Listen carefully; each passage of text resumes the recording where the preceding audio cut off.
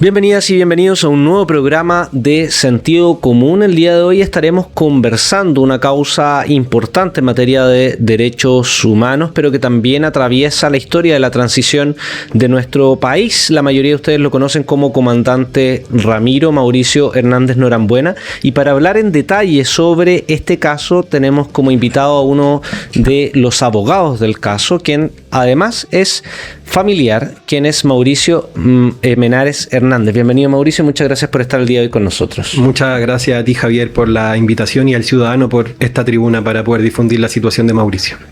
Para comentar, hay un caso en particular que gatilla esta entrevista, que es el traslado desde la cárcel de Santiago hacia Rancagua, pero antes de llegar a eso, es importante que la gente conozca las irregularidades procesales del caso. Más allá de la connotación política que tiene, hay muchas vulneraciones al debido proceso que permiten, en mi caso yo afirmo claramente que es un caso de prisión política, porque no se le aplica el mismo derecho penal que se le aplica a las personas en una situación de normalidad procesal. Entonces, para ir analizando el caso, cuéntanos un poco cuál es la condena por la cual está privado de libertad en estos momentos en Chile, en qué años es y a qué caso se refiere. Perfecto. Mauricio fue detenido el año 1993 y concretamente fue condenado al año siguiente, el 94, y fue sentenciado, y aquí viene el primer detalle importante, por el ministro en visita Pfeiffer. Pfeiffer es un personaje bastante connotado en el ámbito judicial porque es conocido su cercanía a la extrema derecha chilena, e incluso mientras él era el ministro en visita llegó a asegurar que le había generado odio y resentimiento a los militantes del Frente Patriótico Manuel Rodríguez. Él condena a Mauricio y a otros integrantes de esta organización, en concreto por dos hechos. Primero, la situación de Jaime Guzmán, por un lado, como autoría material del asesinato de Jaime Guzmán. Exacto. Y por otra parte, respecto al secuestro de Christian Edwards. Esas son las dos condenas que se le dan a Mauricio en un primer momento, y en ambas se le imponen penas perpetuas. Sí. Como tú bien decías, hay una cuestión clave aquí, es que este no fue un juzgamiento ordinario o normal. Primero, hay un ministro en visita. Es decir, un ministro de la Corte de Apelaciones que, por decirlo de manera sencilla, le roba la causa al juzgado que debía conocer, el juzgado del crimen, y pasa a conocer él especialmente. Y por otra, las leyes con que se castiga a Mauricio son leyes especiales creadas para castigar la disidencia política. Él fue castigado en concreto por delitos de la Ley de Seguridad Interior del Estado, atentado contra autoridad política con resultado de muerte en el caso de Guzmán, caracterizado como terrorista además, y por otra parte en el caso de Christian Edwards por secuestro con el calificativo de terrorista. Entonces, en ambos casos se aplica la ley antiterrorista, que otorga muchas menos garantías procesales a los inculpados. Entonces, yo diría que también vale la pena traer a colación, ¿no?, el criterio que tuvieron los tribunales franceses al momento de otorgar refugio político a Palma Salamanca, porque consideraron que en ese entonces, que son los tribunales de los años 90, no estamos refiriendo a los tribunales de la dictadura, no se garantizaba la imparcialidad y el debido proceso para juzgar este tipo de casos. Entonces eso es algo que ha sido cuestionado no solamente en nuestro país desde una perspectiva más político-jurídica, sino que también por tribunales imparciales en otros estados. Y ahí cuéntanos un poco cuál es la situación procesal luego del vuelo de la justicia, ¿no?, de esta fuga épica en helicóptero donde termina saliendo del país, pero que tiene consecuencias penales importantes, o a lo menos procesales, respecto a la forma en cómo se calcula la pena, porque luego del vuelo de la justicia lo que vemos es la prisión en Brasil de Hernández Norambuena. Entonces cuéntanos un poco cómo se mezcla la causa de Brasil, qué criterios tuvieron en consideración al momento de tenerlo en prisión preventiva, luego condenarlo, versus también qué reglas operan en el caso de que una persona sale del país cuando está cumpliendo una pena. Perfecto. Como bien dice Javier, Mauricio quebrantó su condena en diciembre de 1996. Transcurrieron aproximadamente 5 años y fracción, hasta que en 2002 cayó en Brasil. Fue detenido en Brasil por la comisión de un nuevo delito. En este caso sería el secuestro de Washington Oliveto. Ahí hay que hacer una primera alusión a lo que fue ese proceso en Brasil. En un primer momento se reconoció el carácter político de este hecho, porque, insisto, este secuestro, más allá de lo que cada uno opine de esta acción, no era para fines propios de Mauricio, para enriquecerse, sino que fue una acción realizada por integrantes del ex Frente Patriótico Manuel Rodríguez, del MIR y principalmente del ELN colombiano. Entonces, eso se reconoce en la sentencia, que el delito tiene una motivación política y por tanto se le aplica una pena, en primer lugar, de 17 años. Esa es la pena global.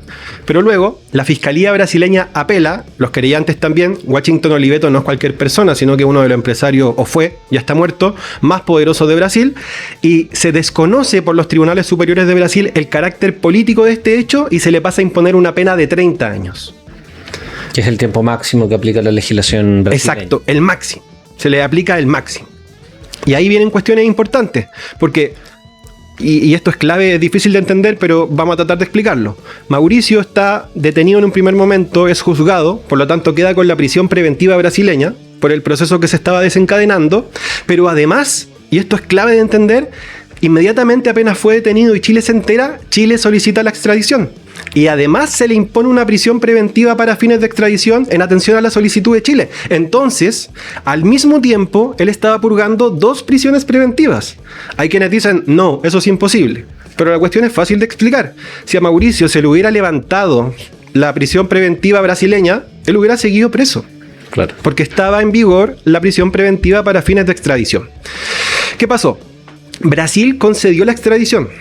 Prontamente concedió la extradición, pero, como tú bien decías, Brasil tiene un límite a la pena, tiene un límite temporal a la pena. Anteriormente eran 30 años, hoy son 40, pero entonces eran 30. Entonces, Chile lo solicita la extradición de Mauricio para que venga a cumplir 2 penas perpetuas y Brasil le dice, oye, yo te lo mando, pero por los límites de mi constitución tienes que modificarle las penas. No te lo puedo mandar a cumplir 2 perpetuas, tiene que modificarle a un máximo de 30. Chile dice, no, eso es imposible, y el caso de Mauricio queda en el limbo. Porque él se quería venir a Chile. Evidentemente es mejor estar cerca de su familia, de su país, pero Chile nunca tuvo la voluntad política en el fondo, el Estado, el Poder Ejecutivo, los distintos poderes, de poder realizar esa gestión de conmutación de penas para traer a Mauricio. Así ocurrieron 17 años de privación de libertad de Mauricio en Brasil. Él estuvo desde el 2002 al 2019 en las peores condiciones posibles. Todo el tiempo estuvo en un régimen de aislamiento inhumano. Y aquí nuevamente entra a consideración la prisión preventiva chilena para fines de extradición. Ese era uno de los argumentos fundamentales para mantenerlo preso. De hecho, cuando se discuten las condiciones penitenciarias de Mauricio en Brasil, hay un informe clave, no recuerdo el nombre del sujeto, pero era un embajador demócrata cristiano en Brasil, que le recomienda a la justicia brasileña que tenga a Mauricio en las peores condiciones posibles, de máxima seguridad y aislamiento, porque él es un peligro no solo para Sao Paulo, no solo para Brasil, sino que para todo el mundo. ¿Y cómo lo califica la Comisión Interamericana de Derechos Humanos? Porque hay una sentencia que sale bastante tardío cómo funciona el sistema interamericano, pero que reconoce, ¿no?, la vulneración a los derechos humanos que le ocurren a Mauricio durante su presidio en Brasil. Exactamente. A fines del año pasado, este año, salió una sentencia de la Corte y la Corte fue contundente. Se reconoce que el Estado de Brasil, al aplicar este régimen de aislamiento a Mauricio, violó una serie de sus derechos humanos, la integridad física y psíquica, el principio de legalidad, la irretroactividad de la ley, y una serie de garantías que están consagradas en la Convención Americana de Derechos Humanos. Pero la Corte fue enfática. Cada uno de los derechos que se alegaban fueron declarados violados por parte del Estado de Brasil. Claro. Y cuéntanos un poco cómo funcionó la extradición, porque estaba Ramiro cumpliendo pena en Brasil, iba a poder acceder a beneficios carcelarios y rápidamente, lo que no se había movido en los últimos 15 años, comienza a moverse aceleradamente, y también entra otro personaje en cuestión que está siendo cuestionado al día de hoy y que ha activado una serie de acciones judiciales, que es Mario Carroza. Entonces cuéntanos un poco cuál es la discusión que se da para lograr la extradición de Mauricio a Chile. Exactamente. Pese a que por 17 años se luchó por esta conmutación de penas, ello nunca ocurrió, y como tú bien dices, ocurrió un detonante, que Mauricio se acercaba a poder postular a beneficios penitenciarios en Brasil. Porque hay un hecho clave. Mauricio fue extraditado en agosto y él en febrero en Brasil logró salir del aislamiento. ¿Por qué? Por suerte, supongo, tocó un juez medianamente decente en Brasil que señaló, oye, no es verdad que Mauricio es peligroso. Él ya tiene casi 60 años, el Frente Patriótico Manuel Rodríguez hoy día no existe, eso ocurrió hace 30 años, no hay ninguna peligrosidad, él no tiene vínculos con facciones criminales brasileñas, fuera del aislamiento. Y eso viabilizó que él pudiera postular a beneficio. Chile rápidamente se enteró, lo que demuestra que Chile estaba siguiendo el caso también, y se gestionó entre 4 paredes, por un acuerdo exprés y secreto entre el gobierno de Jair Bolsonaro en Brasil y Sebastián Piñera en Chile, la extradición de Mauricio.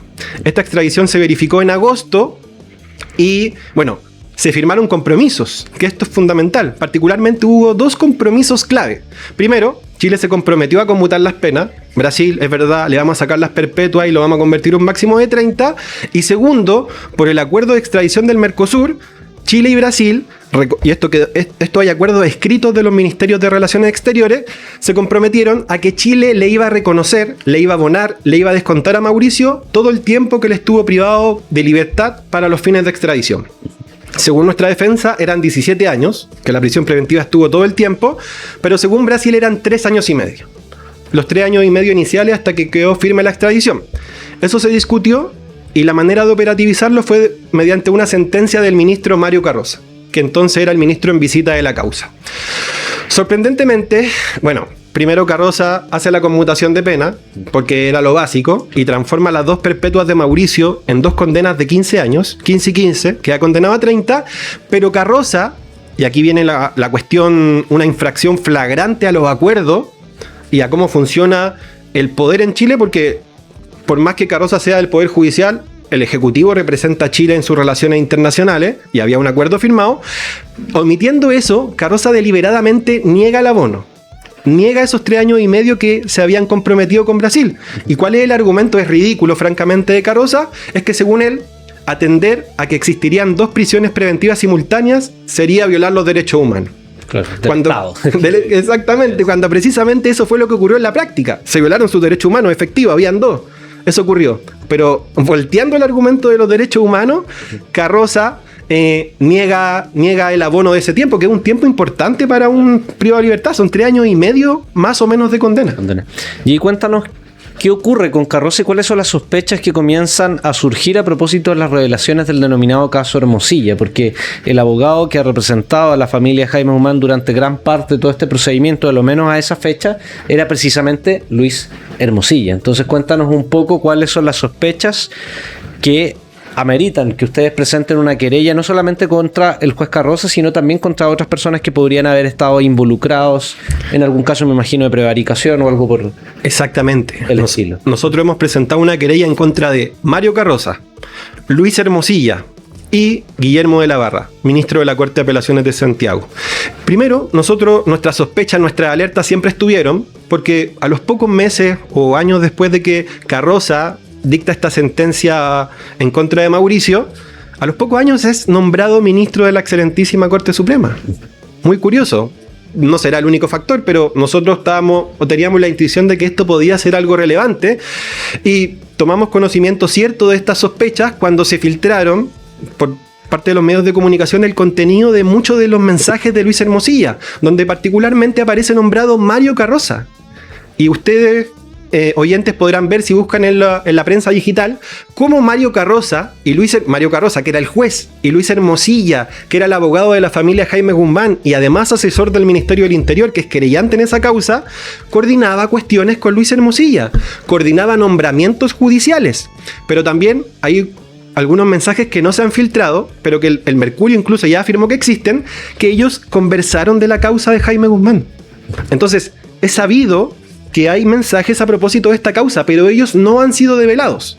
Entonces, nosotros creemos que hay sospechas fundadas allí de que algún delito puede haber. Cohecho, prevaricación, revelación de secreto, etc.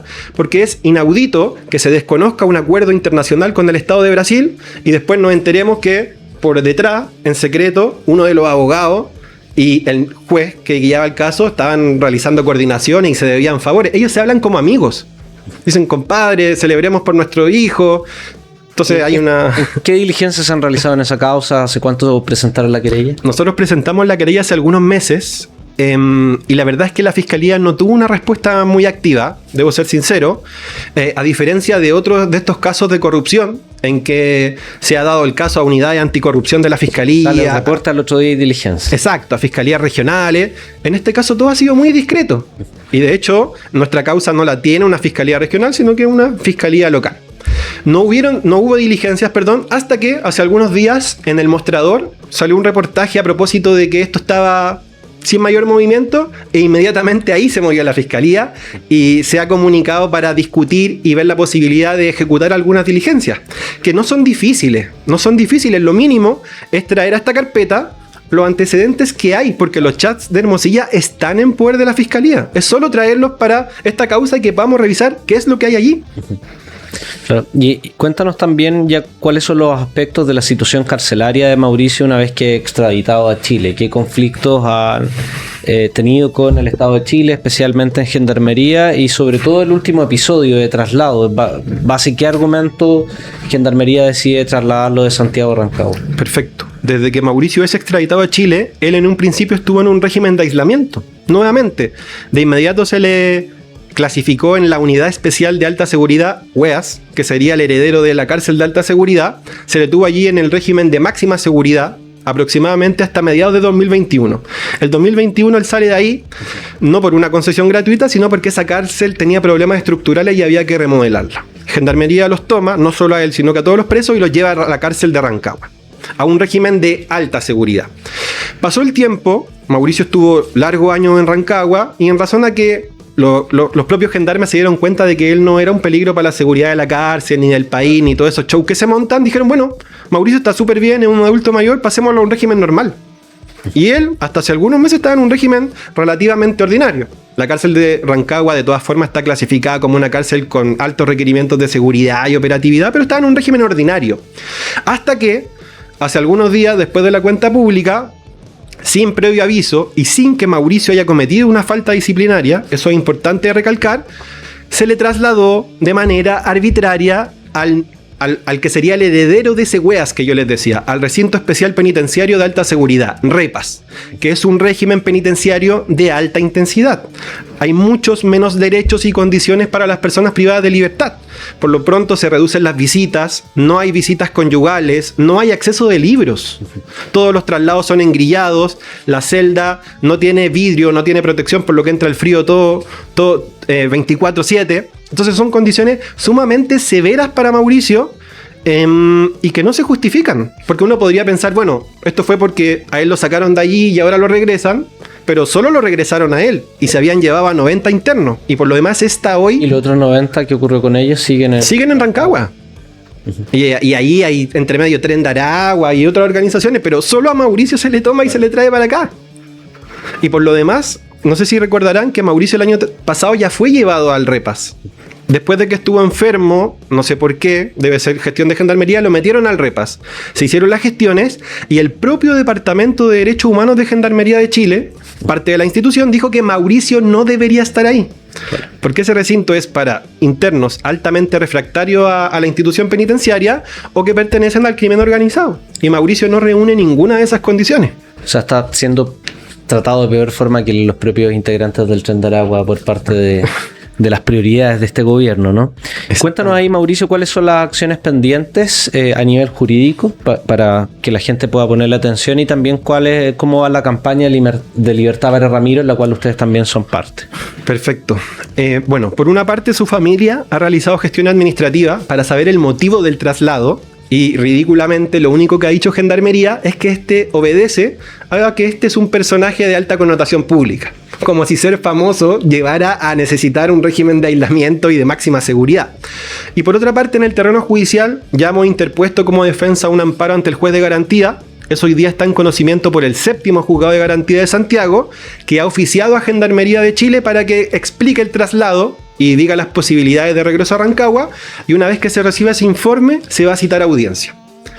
Además, está en el tintero que se ofició al propio Departamento de Derechos Humanos de Gendarmería para que realice una nueva visita y emita su informe, que nosotros esperamos sea el tenor del año pasado, es decir, que Mauricio no puede estar allí.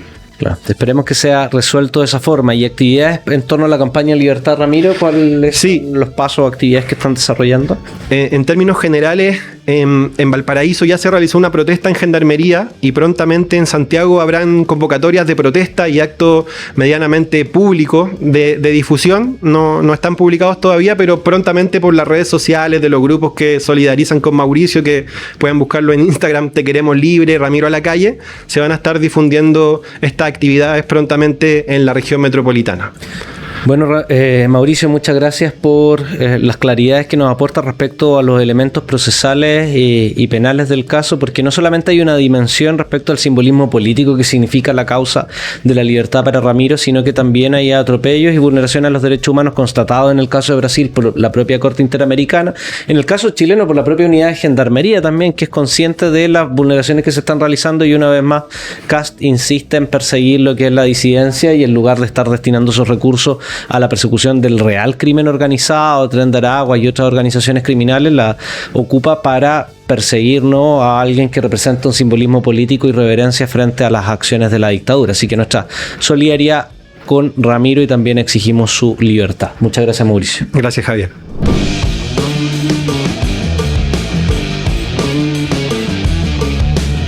Ya estamos con nuestro segundo invitado del día de hoy, con quien vamos a estar conversando sobre su último libro, A Fantasía de Chile, Impotencias y Destituciones Políticas. Es doctor en filosofía, también ensayista, profesor universitario, Arnaldo Delgado González. Bienvenido, Arnaldo. Muchas gracias por estar el día de hoy con nosotros. Gracias, Javier. Solo una precisión, que soy doctorante en filosofía. Todavía no tengo el grado, pero bueno, sí. No estamos mintiendo en nada. Poniéndole bueno. Oye, comentando tu libro, creo que parte con una tesis bien provocadora en torno a que el ciclo político abierto por la revuelta popular no se encuentra cerrado. Hay muchas voces que señalan que esto en realidad murió con el 4 de septiembre, otros señalan que murió con el gobierno de Kast o la elección de Kast. ¿Por qué tú crees que está abierto? Y yo, para partir, también comparto esa premisa, ¿no?, de que lo abierto por la revuelta popular aún no se termina de cerrar. Pensemos en que es algo así como un partido de fútbol en que la pelota todavía está en juego. Sin embargo, no hay ni un equipo que hoy día tenga la capacidad de dominar. Metáfora mundialera. A propósito del contexto. Sí, creo que, atribuirle demasiada como densidad política para la complejidad del periodo al 4 de septiembre o a la elección de Kast es no entender justamente la densidad de los conflictos sociales a los que hemos estado asistiendo en los últimos quizás 20 años, quizás más, quizás un poco menos, pero parto de la premisa de que el escenario está abierto por varias razones. El estallido social fue un fenómeno que tuvo una dificultad representativa muy importante. Es decir, de hecho lo sostengo en alguno de los microensayos del libro, el hecho de que haya sido una movilización popular que haya durado tanto tiempo y que haya implicado tanta presencia en la calle, da cuenta justamente de la dificultad de pasar esa presencia a una represencia, es decir, a una representación. La gente en las calles tenía que estar 24/7, básicamente porque no había nadie que pudiese otorgarle a esa gente movilizada la confianza para que esa persona, representando al movimiento, le pudiese decir a la gente: ustedes váyanse tranquilos a la casa, salgan solo los viernes, porque durante la semana yo hago las veces de ustedes para pujar por algún tipo de cambio en las condiciones de vida. Entonces, de partida, el estallido tuvo una dificultad representacional muy importante que hace que justamente se dificulte el poder cerrarlo a través de un proceso político. Claro. Es decir, la misma convención da cuenta de la incapacidad de poder cerrar ese proceso abierto. Y creo que estamos justamente, a propósito de lo que me parecen tesis equivocadas del gobierno de Kast, más que tesis equivocada, además sumaría una falta de lectura política del periodo que muestra justamente esas equivocaciones que han tenido en estos primeros 100 días, que se cumplen 100 días justamente esta semana. Por eso, y además, por lo que fue el mismo gobierno de Boric, yo diría que el proceso está completamente abierto. Y ahí, respecto a esa problemática de representación, tú lo ilustras en uno de los microensayos señalando que había una impugnación, ¿no?, un movimiento destituyente hacia las élites políticas, sociales, que incluso se expresa en las elecciones del primer proceso constituyente, donde se elige a alguien, entre comillas, más parecido a uno, pero que rápidamente también se produce una desafección de ese más parecido a uno, y termina bajo esta lógica donde hay una potencia destituyente, es decir, de cuestionamiento a lo que venga, y que también se expresa en el segundo proceso constitucional, pero que no logra densificarse para efectos de instituir lo nuevo. Entonces, en esta pregunta, ¿dónde ves la potencialidad de lo instituyente desde los sectores populares? ¿Qué crees que son elementos que rescatarías durante todo este ciclo político que te podrían decir, mira, a partir de estos elementos podríamos ir configurando una nueva fuerza política capaz de portar un proyecto que le ponga a lo menos fin o que pueda hacer una superación de la etapa actual en Chile? Mira, voy a decir algo que puede parecer impopular en este preciso momento, pero es que creo que una nueva constitución sigue siendo y debería seguir siendo un horizonte estratégico, por lo menos para las luchas sociales y para las izquierdas que deberían representar justamente a esas luchas sociales. Sin embargo, tiene mala fama hoy hablar de un nuevo proceso constitucional, pero me parece que de partida debería ser un horizonte estratégico de parte de los sectores transformadores. Las condiciones materiales, las condiciones de vida de esos amplios sectores sociales que salieron durante el estallido siguen allí, no se han tocado en lo más mínimo, y de hecho yo diría que incluso se ha profundizado ese malestar que está a la base de esa explosión popular. A ver, si es que en lo más profundo del alma de la y los chilenos hoy día está, por ejemplo, la demanda por seguridad.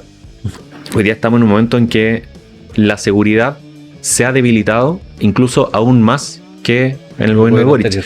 Porque, claro, pasa que la seguridad no pasa solamente por la seguridad pública, sino que pasa también por la seguridad social. Es decir, no solamente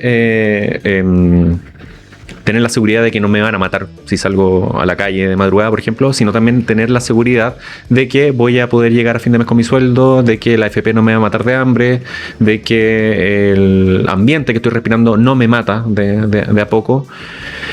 Si vemos lo que han sido estos 100 días de Kast, prácticamente la inseguridad se ha profundizado de una forma. Sí, la incertidumbre ha aumentado tremendamente. Entonces, esas condiciones materiales siguen allí.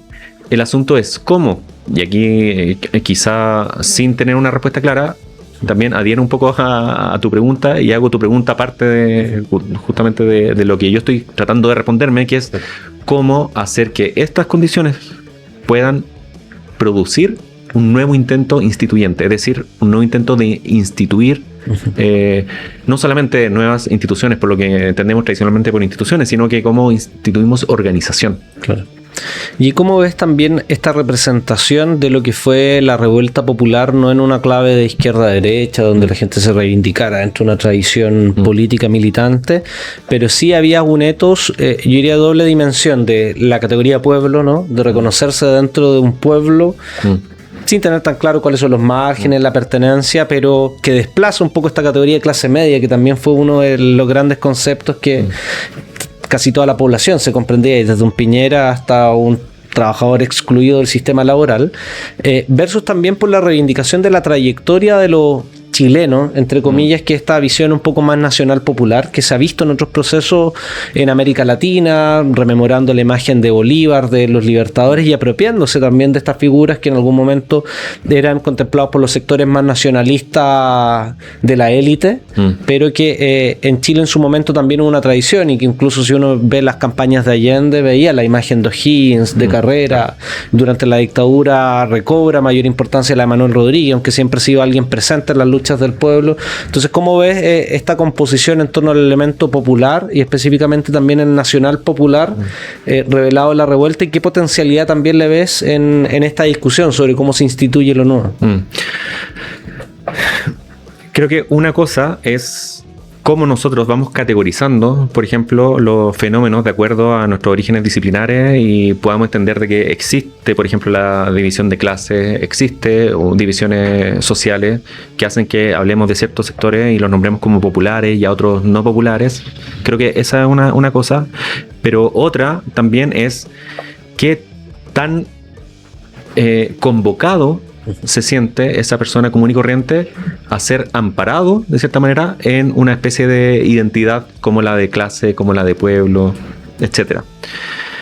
Creo que ahí hay una enorme dificultad, ¿cómo convocamos, por ejemplo, a que el chileno común y corriente se sienta amparado en algún tipo de anclaje, como insisto, del tipo clase trabajadora o del tipo pueblo?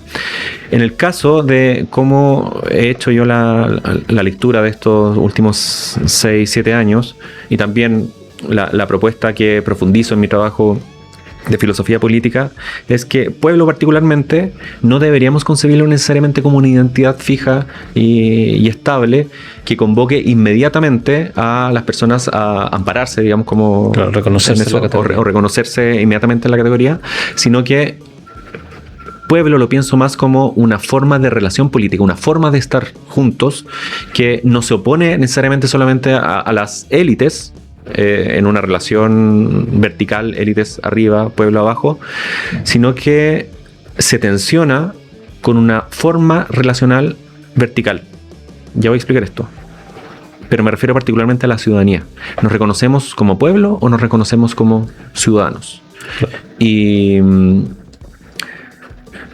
cómo está armada la lógica de la ciudadanía, más o menos como en el entramado político chileno actual, parte de una premisa liberal. El individuo que contractualiza sus diferencias con los otros individuos que se entienden a la base como propietarios. Yo contractualizo mis propiedades con los otros individuos y de cierta manera, como el Estado de Derecho protege nuestras propiedades. Ese modelo en Latinoamérica, y por la propia historia de nuestros estados, nunca logró cuajar completamente. Y eso hace que hayan dinámicas relacionales que escapan a la lógica liberal de la ciudadanía y que son las que se expresan muchas veces en lo más profundo de los barrios, en nuestras vecindades, por ejemplo, en las poblaciones, en las zonas rurales, en comunidades indígenas, etc. Entonces, mi propuesta para la comprensión de la categoría pueblo parte de la premisa de que es una forma de relación, una forma de estar políticamente juntos, que en la historia de Chile muchas veces se ha opacado en detrimento justamente de la lógica ciudadana. Y yo creo que el estallido fue justamente una revuelta popular porque aparece esa forma política de estar juntos que había estado dormida por mucho tiempo.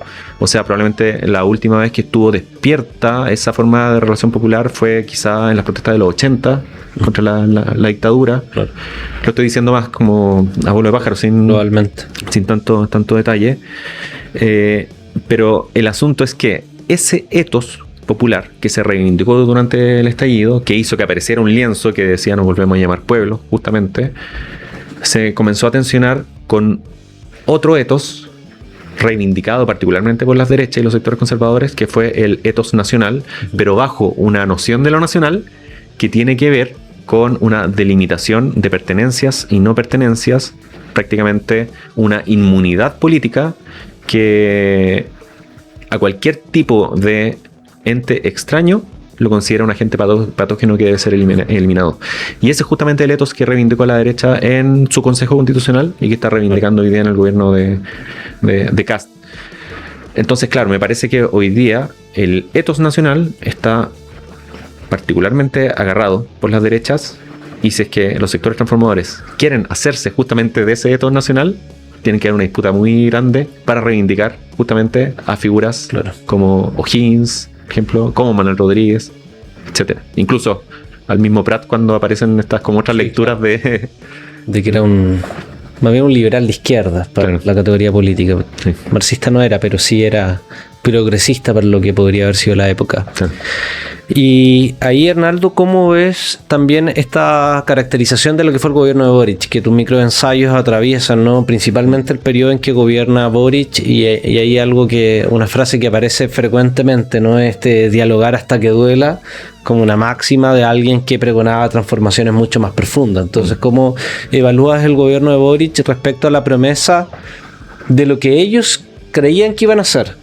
Porque creo que también ahí hay potencialidades distintas cuando uno analiza qué es lo que la izquierda creía que iba a hacer Boric. Algunos te dicen, no creíamos que iba a hacer nada porque lo conocemos de antes, los sectores socialdemócratas que pensaban que iba a ser más radical o no.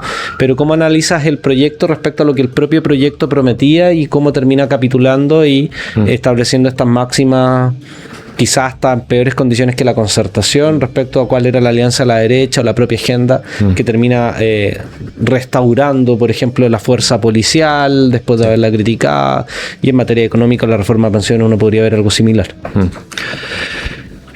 A ver, justamente esa máxima del dialogar hasta que duela no es una máxima que se haya dado solamente en el final del gobierno de Boric, sino que venía prácticamente desde el principio.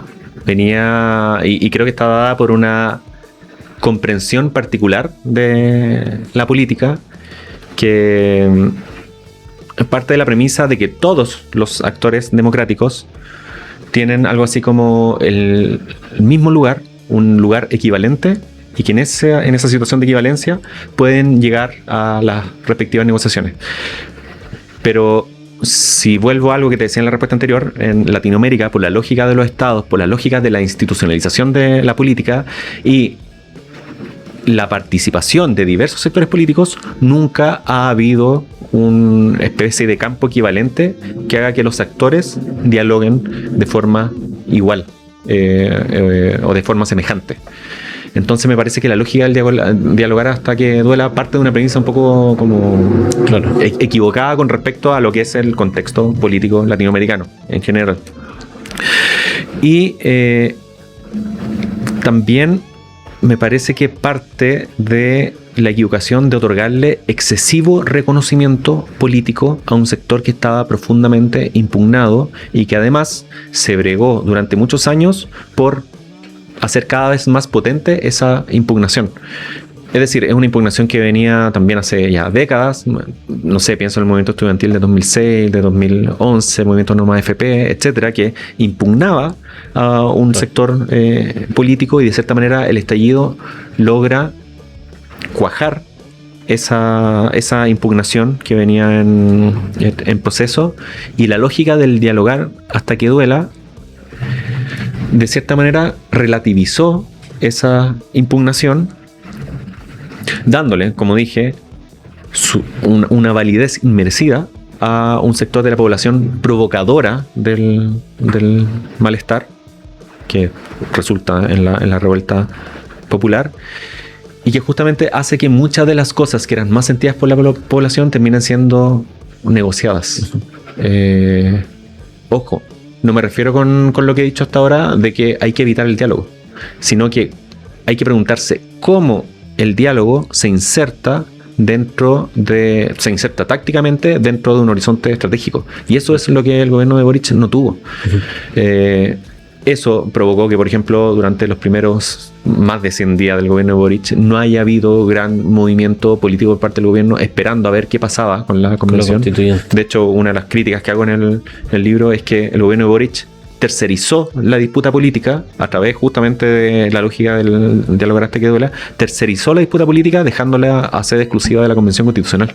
Una vez que cae la convención el 4 de septiembre, nos quedamos sin escenario institucional para la disputa política. Claro.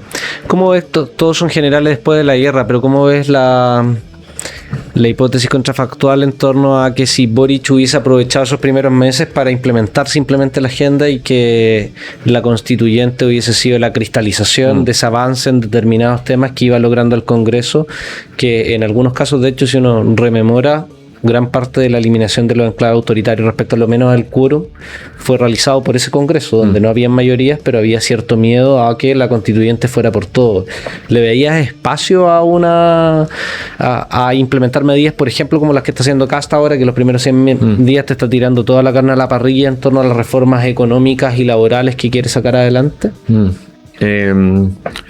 Claro, no tenemos el contrafactual como para saber qué habría pasado, evidentemente, pero sí adhiere un poco a una tesis que le escuché por ahí a Álvaro García Linera, cuando dice que en un proceso constituyente transformador, el Ejecutivo debería ser el poder constituyente de facto, porque de cierta manera lo que hace es adelantar mejoras materiales que puede sentir la persona común y corriente en su día a día, y eso permite a los sectores transformadores que están bregando por ese cambio constitucional decirle a esa persona: mire, este cambio que usted está viendo hoy se va a cristalizar en el proceso constitucional si usted vota a favor, por ejemplo, de esta nueva constitución. Entonces adhiere un poco como a esa lógica, y para eso partir de la premisa del diálogo hasta que duela no sirve, porque la premisa que sirve es la de la disputa política, y que es algo que me parece que abandonó el gobierno de Boric. Y disputar significa generar antagonismo. Disputar significa hacer de que el empresariado se enoje, hacer de que la iglesia se enoje, no sé, como los sectores conservadores en general tengan que, no sé, sacar ciertas ronchas, por ejemplo. Y eso es algo que el gobierno evitó a toda costa, porque me parece que partió de una lectura equivocada del momento. Siento que es como ustedes están en el suelo en este momento, vengan, nosotros somos buenos ciudadanos, por lo tanto vamos a hacer de que Chile como progrese en base a las buenas formas, al respeto republicano. Ojo, no estoy diciendo que hay que hacer todo lo contrario, pero creo que esto tiene que estar en perspectiva justamente de un horizonte estratégico que es el que el gobierno de Boric no tuvo. Claro. ¿Y cómo ves la evaluación, sobre todo pensando en futuro, ¿no?, de las proyecciones que tiene la continuidad de un gobierno de Gabriel Boric, ya sea encabezado por él o por otra figura del Frente Amplio, respecto al balance que hicieron en ese momento en que sufrimos la derrota el 4 de septiembre, él a los días cambia el gabinete, mete a toda la socialdemocracia o la concertación con las figuras como Toá y otros más que asumen la conducción fáctica del comité político, desplazando a figuras como Giorgio o a la propia Isquia Siches, que habían liderado este primer momento, y que la excusa que ellos dan, y eso es lo que te quería preguntar, cómo lo evalúas, es señalar como nos derrotaron electoralmente en el plebiscito, no tenemos mayoría para seguir aprobando procesos en el Congreso, por tanto, lo mejor es administrar bien, traer a los que saben administrar porque han tenido experiencia en el Estado y esperar nuestro momento en 4 años más. O sea, sí, 4 años más. Ni siquiera era el siguiente gobierno, era pensando que probablemente serían derrotados en este gobierno tal como ocurrió, sino que prepararse para 4 años más. ¿Crees que es plausible esa tesis desde los sectores que se reivindican? ¿No? Porque yo he escuchado dentro de la matriz de izquierda y no hay una capitulación donde te digan, no, ahora yo soy un neoliberal renovado, sino que todavía siguen señalando que es lo posible, ¿no? Te lo ponen en esos términos, casi como si fuera la única alternativa que tenían. Claro. Y además, sumo a tu pregunta el hecho de que eso posible está proyectado en base a un tipo de sensatez que es la sensatez instituida del Chile actual. Es decir, lo institucionalmente sensato es considerar lo posible como esto y esto otro. Entonces, claro, pasó con el gobierno de Boric, que de cierta manera adscribieron al tipo de sensatez del poder instituido, que te dice, esto no se puede hacer, esto se puede hacer, pero sin embargo no implica un gran cambio como para las condiciones de vida de la población. A ver, yo podría tener quizá algo de esperanza de que efectivamente puede haber algún tipo de adscripción a la disputa política un poco más aguerrida en un próximo gobierno. Sin embargo, hay un montón de cuestiones basales que creo que faltan antes de tener esa esperanza o esa ilusión de lo que puede ser un nuevo gobierno de Boric. Que es que, primero, me parece que nunca se respondió antes de elegir a Gabriel Boric como candidato cuál es la función que tiene, por ejemplo, un presidente como Boric en ese momento específico de Chile. Esa es una respuesta que nunca se dio. Y no sé si es que se discutió dentro de la izquierda, me parece que no. O sea, por lo menos dentro del Frente Amplio.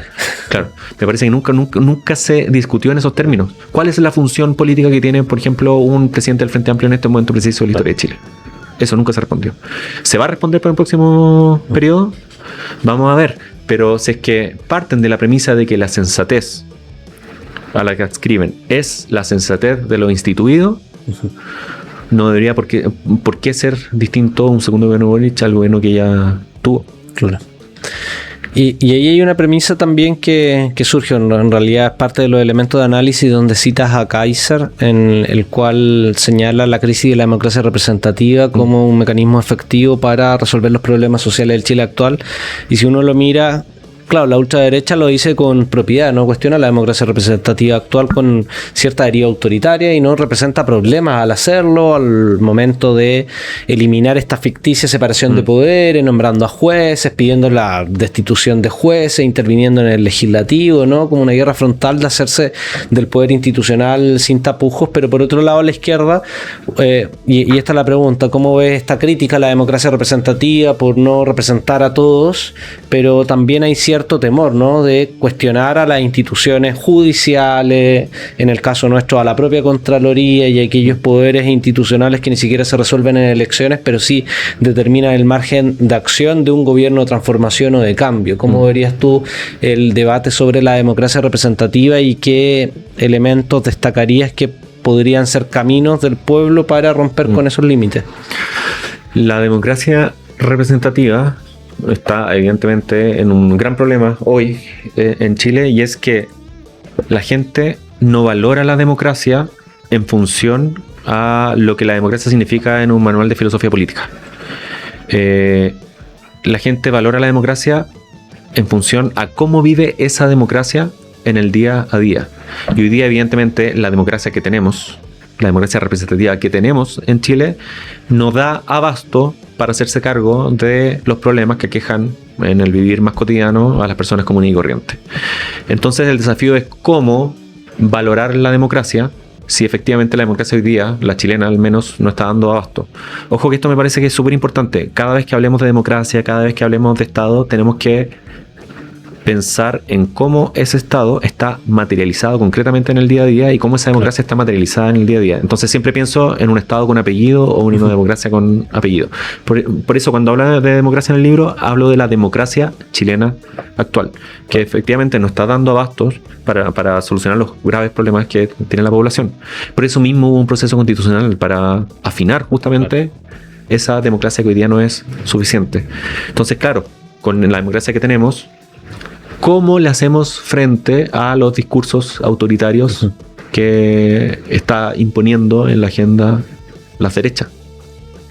Y ese es un gran problema, evidentemente. Yo creo que la democracia no se soluciona, o el problema de la democracia no se soluciona evidentemente con autoritarismo, sino que se soluciona con la profundización de la propia democracia, en que las personas comunes y corrientes podamos tener algo de injerencia en cómo ocurre nuestro día a día. Por ejemplo, en los problemas del barrio, en los problemas de nuestra población. Eso sería una profundización democrática. Pero el gran problema es que, porque siempre un poco como que levantamos los discursos de la participación, de democratizar la democracia en términos de una distribución más equitativa del poder, por ejemplo. Pero la gran pregunta para quienes adscribimos a la idea de que la democracia se salva democratizándola es cómo podemos hacer, por ejemplo, deseable para las personas comunes y corrientes el participar de deliberaciones colectivas, por ejemplo, en un horario postlaboral, por ejemplo. ¿Cómo se hace deseable? ¿Cómo se hace apetecible? Sí, no, y esa es una cuestión que no hemos respondido todavía. Claro. Y ahí también está la tensión con la práctica, ¿no? Como uno dice, hay que profundizar la democracia y después se cuestiona el voto obligatorio. O se cuestiona como disfruten lo votado, ¿no? Que está esta frase de moda, pero sí, yo comparto eso, o sea, como la radicalización democrática a nivel del el ideal de una democracia deliberativa, ¿no? Que presupone no solamente el derecho a participar, sino también a informarse previamente de las consecuencias de la toma de decisiones. Pareciera ser un mecanismo que le podría hacer frente a los discursos autoritarios que son la solución más fácil, ¿no? Y que cobran sentido también precisamente por las condiciones materiales. O sea, si hay alguien que toma las decisiones por ti y esas decisiones funcionan, la gente simplemente le dice check, que siga, ¿no? Ahora, si no funcionan, te produce el momento también destituyente, de crisis respecto a quien ejerce la autoridad. Y quería preguntarte también por otro elemento que es parte de los microensayos, que en torno a este discurso, uno, si existe polarización o no, ¿cómo lo ves?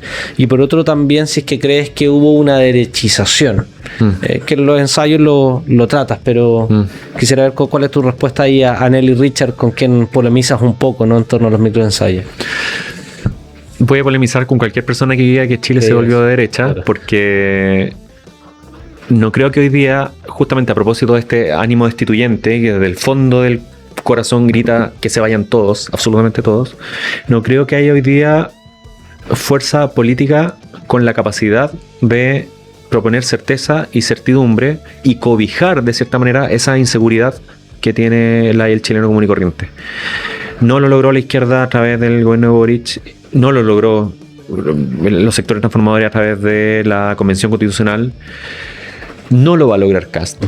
Me parece que es evidente a la luz de cómo han leído el momento político y cómo han, un poco lo que comentabas tú hace un rato atrás, que se tiraron toda la carne a la parrilla en estos primeros 100 días para recomponer la hegemonía neoliberal. Entonces, a propósito de que no hay ningún sector político que pueda proponer certeza y certidumbre, no creo que Chile se haya vuelto de derecha, sino que Chile está, ocupa el verbo estar, está momentáneamente en la derecha. Pero sin embargo, creo que está más en el ánimo destituyente que en el ánimo derechista. Un ánimo destituyente que se puede ir personificando un poco al impugnado de distintas formas. Fue Boric en el momento, va a ser Kast casi inevitablemente, como por cómo se está dando la lógica de su gobierno. Pero si es que no hay ningún sector político capaz de proponer certeza y certidumbre, no puede haber polarización posible, porque ninguna fuerza tiene la potencia hoy de cobijar establemente esas esperanzas y otorgar confianza, básicamente. Por eso, volviendo un poco a lo que me preguntabas, Javier, al principio, creo que el escenario está abierto. Porque mientras no haya sector político con esa capacidad, no hay polarización posible, pese a que parezca que haya polarización, porque tuvimos de candidato a Kast y tuvimos de candidata a una militante comunista. Parece ser que un poco la cuestión está polarizada, pero si lo miramos un poco más a fondo, me parece que no. Sí, ahí yo lo que veo al menos, claro, es como un Kast tratando de proponer un modelo neoliberal a ultranza que tiene un problema de condiciones materiales, no de capacidad de implementación. Exactamente. Porque tiene la potencia económica, política hoy día en el Congreso, incluso mediática, si uno entiende los grandes medios de comunicación, de instalar un relato que haga sentido, pero el problema de las políticas neoliberales es que la crisis del neoliberalismo no se soluciona con más neoliberalismo. Entonces, la crisis a esas medidas va a estar a la vuelta de la esquina. Incluso si uno mira el gobierno de Kast, la desafección de las medidas que ha adoptado se producen inmediatamente, ni siquiera hubo que esperar un año, que fue lo que ocurrió en Argentina, a que la cantidad de personas que aprobaban el gobierno fuera menor a las que lo rechazaban. Es que es evidente. ¿Cómo vas a convencer, por ejemplo, a un jubilado de que la AFP es el mejor sistema? Claro. ¿Cómo vas a convencer a una persona? No hay que subirle ni un peso a su pensión. Sí, a la por PGU. ejemplo. O cómo vas a convencer a, no sé, a un estudiante y a los padres de esos estudiantes que el CAE es el mejor sistema si te produce embargos de sueldos. Claro.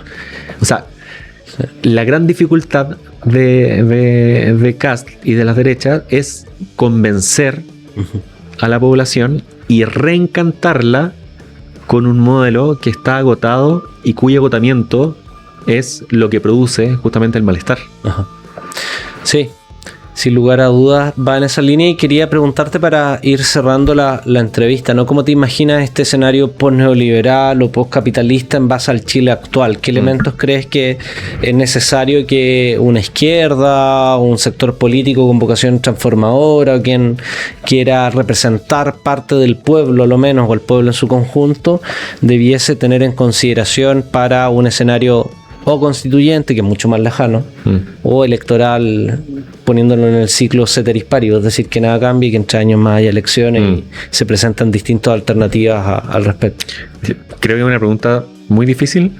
No sé si tengo... Por eso te digo elementos, así como chispazo, no es la respuesta que nadie la tiene en estos momentos. A ver, yo diría de partida de que, claro, estamos en un momento de reconfiguración del capital a nivel mundial y que todavía no hay tantas luces de estabilidad para que podamos hacer una crítica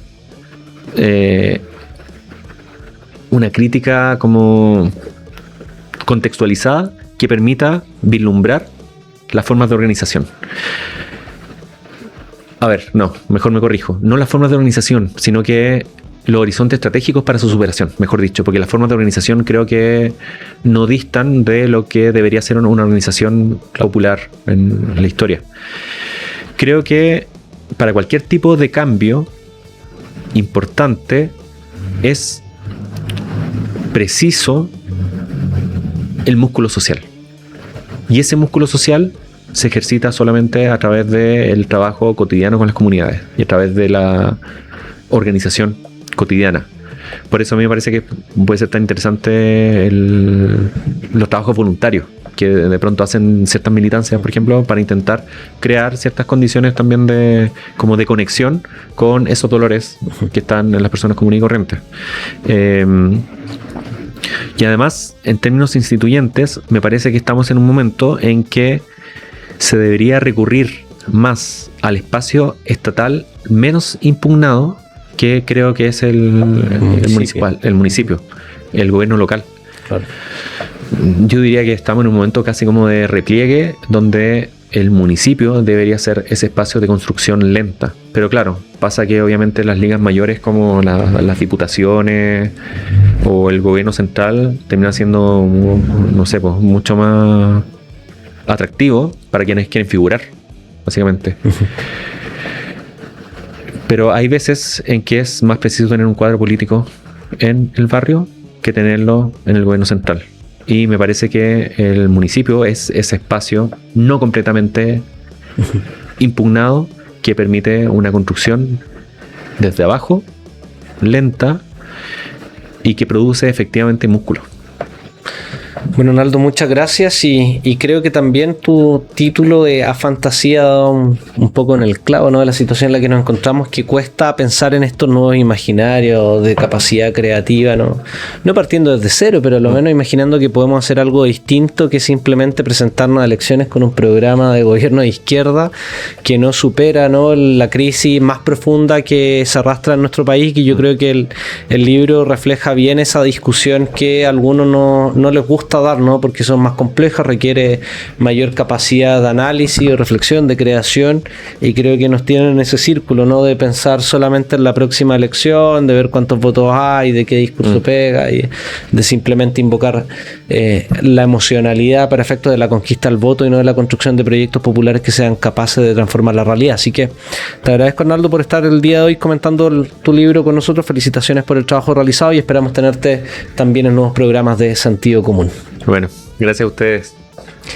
Bueno, como siempre, les dejamos invitados a continuar la programación de Sentido Común todos los días de lunes a jueves a las 6 de la tarde, y hoy día capítulo especial de Patria Grande, nuestra sección dedicada al análisis internacional, donde estaremos compartiendo junto a Pablo Jofré Leal en los próximos minutos, así que pueden mantenerse conectados en Canal Ciudadano. Nos vemos.